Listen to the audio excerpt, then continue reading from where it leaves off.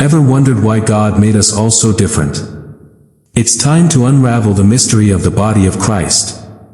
Together, we'll uncover how our unique gifts and backgrounds come together to form a stunning picture of unity and purpose. Imagine standing before a massive, breathtaking mosaic.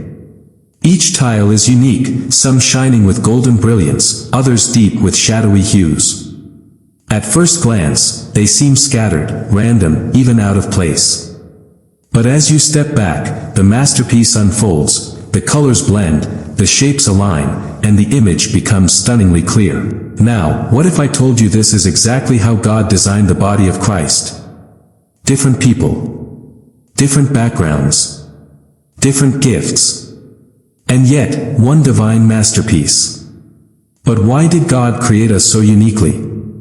Why didn't He make us all the same? And the most important question, are we truly living out His vision for unity in diversity? Stay with me, because today we're uncovering God's plan for diversity in the church, a plan more powerful, more beautiful, and more urgent than you ever imagined. The Apostle Paul gives us a glimpse into God's vision in 1 Corinthians 12 verses 12 to 14, "For just as the body is one and has many members, and all the members of the body, though many, are one body, so it is with Christ. For in one Spirit we were all baptized into one body, Jews or Greeks, slaves or free, and all were made to drink of one Spirit." Paul paints a powerful picture. The church is like a human body. Different parts, different functions, but one purpose.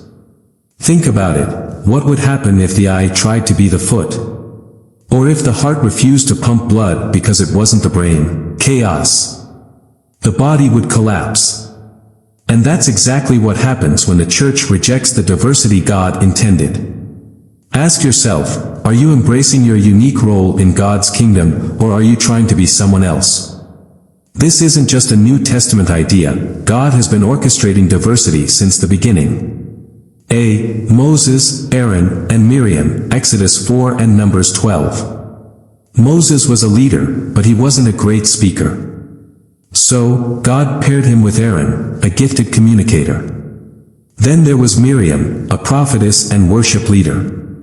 Together, they carried out God's mission to deliver Israel. Lesson: God doesn't call only one type of person.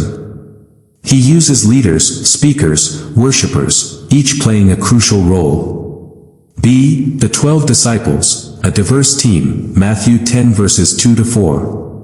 Look at Jesus' disciples, a tax collector, Matthew, a zealot, Simon, fisherman, Peter, James, John, Andrew. Different backgrounds, different personalities, yet Jesus called them together to change the world.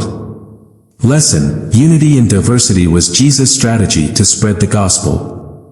Satan fears the power of a unified church.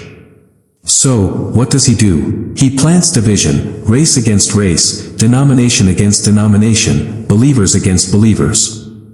He whispers lies like, "You're not important in God's kingdom.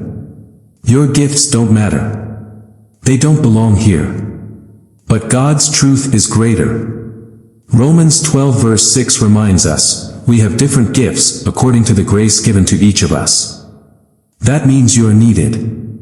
Your gifts, your background, your story, it all matters. Don't let the enemy convince you otherwise. Let's get practical. How do we, as believers, celebrate diversity in the body of Christ? Honor every part of the body.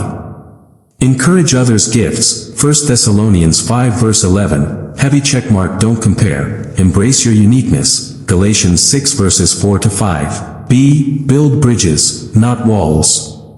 Break down racial and cultural barriers, Ephesians 2 verse 14, heavy checkmark embrace different denominations with love, not division.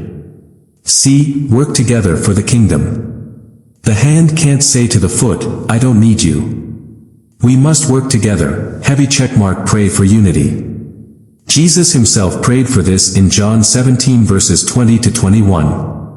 Let's fast forward to the end of time. In Revelation 7 verse 9, John describes a powerful vision of heaven. After this I looked, and behold, a great multitude that no one could number, from every nation, from all tribes and peoples and languages, standing before the throne and before the Lamb. This is the final picture, the true fulfillment of God's vision. People from every nation, language, and background worshiping together in unity. Final call to action: embrace your place in the body. So, what will you do with this message? Will you stop comparing yourself and start embracing the gifts God gave you? Will you break down barriers and build bridges between believers? Will you celebrate diversity, not as a challenge, but as God's perfect design? The church is not meant to be a solo performance, it's a symphony. And you have a part to play. Drop a comment below: what unique gift has God given you? Let's celebrate it together. Like, share and subscribe if this message blessed you, and let's spread God's vision for a united church. Now, go be the part of the body God created you to be. Amen.